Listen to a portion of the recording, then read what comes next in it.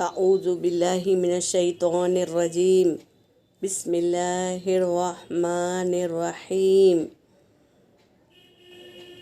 سورہ بقرہ آیت نمبر 62 تلاوت کر رہی ہوں۔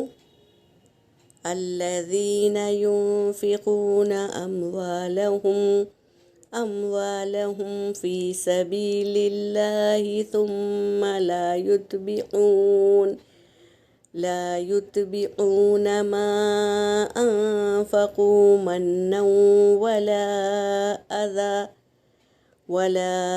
اذى لهم اجرهم عند ربهم ولا خوف عليهم ولا هم يحزنون۔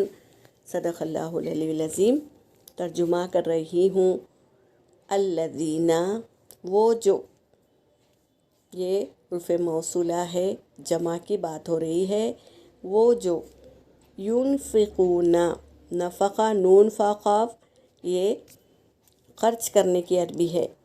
وہ خرچ کرتے ہیں اموالہم، اپنا مال، فی سبیل اللہ، اللہ کے راستے میں۔ وہ جو خرچ کرتے ہیں اپنا مال اللہ کے راستے میں۔ ثم لا یتبعوا، پھر نہیں وہ پیچھے لاتے، ما انفقوا، جو انہوں نے خرچ کیا، منّا، احسان جتانے کے لیے، لا اذن، نہ تکلیف، نہ احسان جتاتے ہیں اور نہ تکلیف بھی بتاتے ہیں، ظاہر کرتے ہیں۔ لہم، ان کے لیے، اجرہم، ان کا اجر، عند ربہم، ان کے رب کے پاس ہے، ولا خوف، اور نہیں ہوگا ان پر، خوف، نہیں ہوگا خوف، علیہم، ان پر، ولا ہم، اور نہ وہ، یحزنون، غمگین ہوں گے۔ یہ خوف اور غمگین کی بات کیا ہے؟ قیامت کے روز سب غمگین رہیں گے۔ کیا ہمارے ہاتھ، سیدھے ہاتھ میں اعمال نامہ ملے گا یا الٹے ہاتھ میں؟ آپ لوگوں کو تو پتہ ہے کہ جس کے سیدھے ہاتھ میں نام اعمال ملتا ہے وہ کامیاب ہو جاتے ہیں، خوش خرم ہو کر اپنے اپنے گھر والوں کو اپنے نام اعمال بتاتے ہیں، اور جن کا الٹے ہاتھ میں ملتا ہے وہ ناکامیاب ہوتے ہیں۔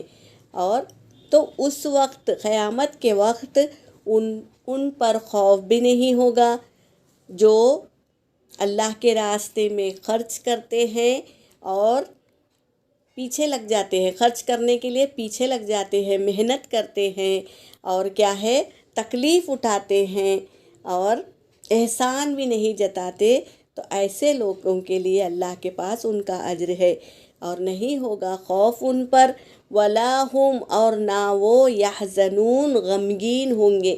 غمگین ہوں گے نا قیامت کے روز، خوف میں بھی ہوں گے، غمگین بھی رہیں گے لوگ جن کے نام اعمال الٹے ہاتھ میں ملنے والے ہوں گے وہ، اور جو کامیاب لوگ ہوں گے ان کے اوپر خوف بھی نہیں ہوگا اور وہ غمگین بھی نہیں رہیں گے۔ یہ ہے کامیاب لوگوں کی پہچان۔ یہاں پر میری آیت ہو گئی۔ وآخر الدعوانا ان الحمد للہ رب العالمین۔